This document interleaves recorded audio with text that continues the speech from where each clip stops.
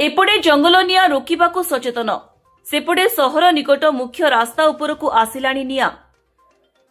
फुलबाणी बनखंड अधिकारी श्री प्रताप कट्टापाली अध्यक्षतार शुक्रवार समस्त विभागीय अधिकारी मानकु नै जंगल नियाकू किभली तुरंत आयत्त करिबा एवं ग्रामांचल निकट जंगल गुड़िकरे किभली केही निया न जालिबे सेने सचेतन करने विभागीय अधिकारी मानकु निर्देश दिया जाइथिबा बेले एपटे फुलबाणी सहरकू लागिथिबा रुजांगी पेट्रोल टांकीरू मात्र 100 मीटर मध्यरे मुख्य रास्ता उपरकू जंगल निया व्यापी आसिबार दृश्य देखिबाकू मिलिछि।